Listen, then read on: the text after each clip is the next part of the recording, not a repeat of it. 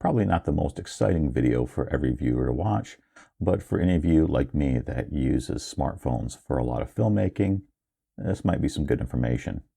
I've been using these two smartphones to shoot video for a whole year, so that's plenty of time to compare them, ISO versus Android, this iPhone versus Samsung. And really there's just this one feature which has me asking, Apple, why? But of course there are pros and there are cons. I ask that a lot. I use Apple very heavily. I'm not a fanboy at all, but with some of my clients, they are strictly Apple production studios.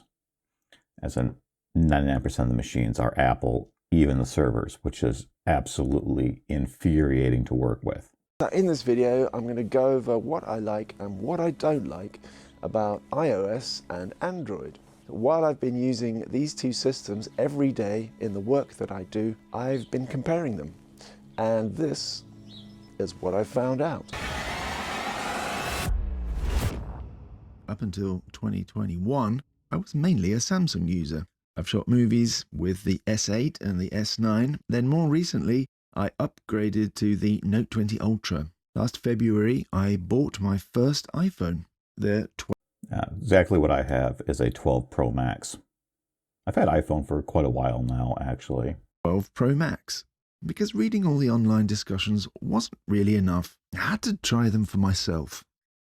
Now I use both these devices constantly for my video work, on the channel as well as for other work. I wouldn't say that I'm really biased towards one or the other, and they've both had really pretty rigorous testing. In this video, I will ask, which of the two devices and systems are most reliable? Which of the two systems is easiest to use? What about compatibility with other systems and devices? Now the computational processes are playing a bigger and bigger role in how smartphone cameras work. Which system handles it the best? And I'll also talk about how things are looking for Android and iOS in 2022.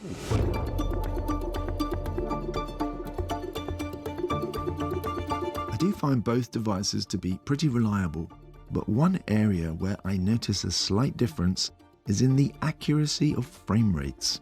Smartphones all record using a variable frame rate as part of the video compression, but when the processor of your smartphone is pushed to the limit, you might see frame rates start to become less reliable.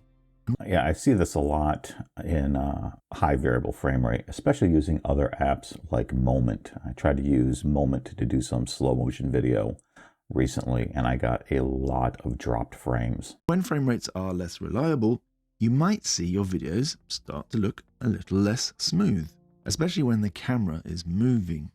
The processor in the iPhone 12 Pro Max is an Apple A14 Bionic, while this Samsung Note 20 Ultra has the Exynos 990 chip. The new iPhones have the A15 Bionic.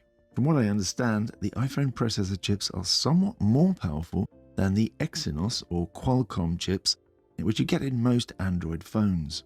And that includes the new Qualcomm Snapdragon 8 chip, which is coming to new Android devices this year, and has been getting quite a lot of hype. Because you see, a more powerful processor means more reliable frame rates, especially when shooting at a higher quality. You know, like 60 frames per second and 4K, for example. It also means I can happily shoot at 4K 60 frames per second with my iPhone and it won't overheat. And you know, because when your smartphone overheats, again, it becomes less reliable when One of the things you have to consider for overheating is the conditions. shooting video. With that said, I haven't really noticed a massive difference, but that might be partly because of the way I use these devices. I tend to shoot 60 frames per second video with the iPhone more than with the Samsung. So I think I would give iPhone a small advantage in the reliability department. And looking ahead to 2022, it looks like this isn't going to change in the near future either. But here's one reason why I always use my Samsung, as I am now, for filming myself, as well as for kind of close-up B-roll shots. I definitely find it interesting that he uses two completely different phones together. And normally you wouldn't see that. People would have similar devices. When I'm working on videos for this channel, I want to work as fast as I can, but without sacrificing quality. For that reason, I often use the native camera and keep everything set to auto. If I'm demonstrating a bit of kit or filming myself, good autofocus really does save me quite a bit of time. If I film myself with iPhone, I find the results are usually a bit less flattering somehow. The Samsung video quality is kind of a little bit softer and gentler, maybe because there's less aggressive tone mapping going on. Whereas iPhone tends to give you excellent detail, but that's not always flattering. No, it's not actually. For that reason, the Samsung is my go-to device for those tasks. So let's move on and talk about ease of use.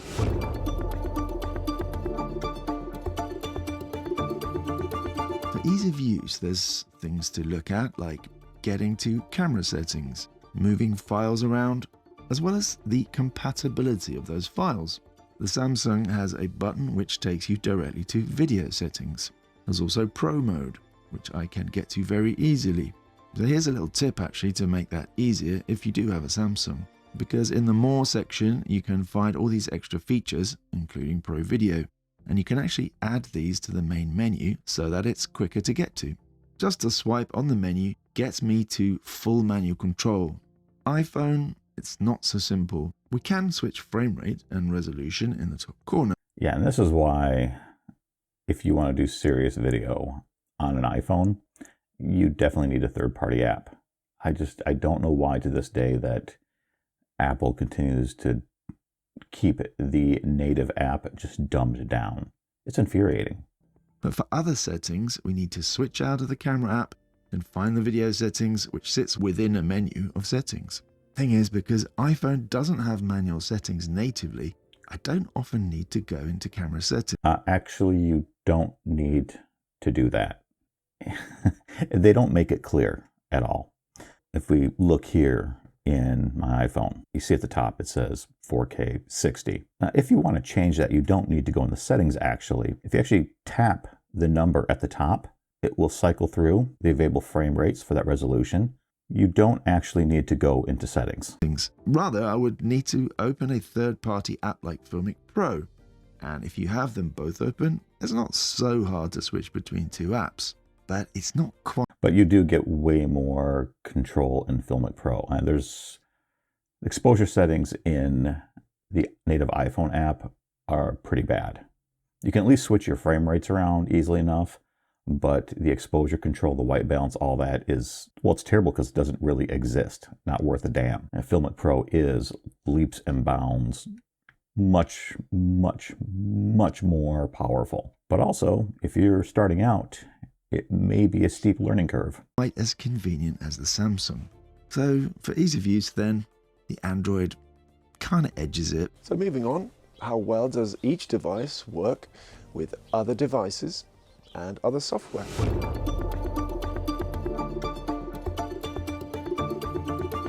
One of the things people love or hate about Apple is the enclosed system.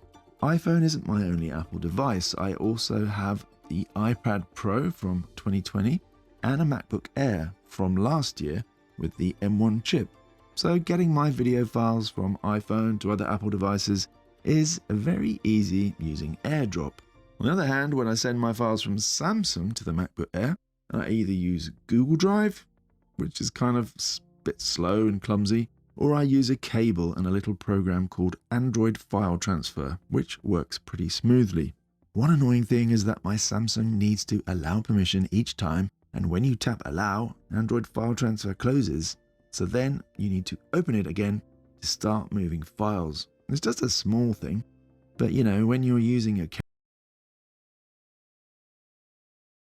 cameras every day, there's sometimes these small things which kind of get your attention. The smoother and sweeter everything works together, the happier the filmmaker.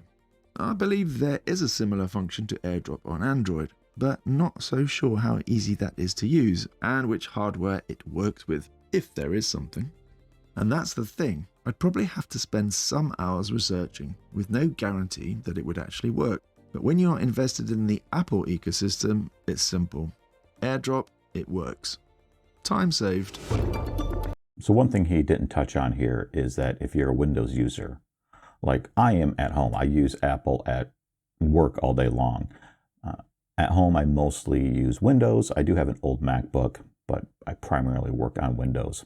You can set up a shared drive on Windows, connect to it with the Files app using the IP address and the login credentials of your Windows workstation, and transfer files directly to it.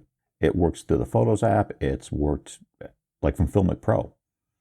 So when you're using the share button in FiLMiC Pro, you can actually select files, and then it actually shows me my device. I see the IP address. I can select the folder on that drive and copies everything over. So you don't have to have all Apple for it to be pretty smooth. I can probably do a video at a later date on how to set that up.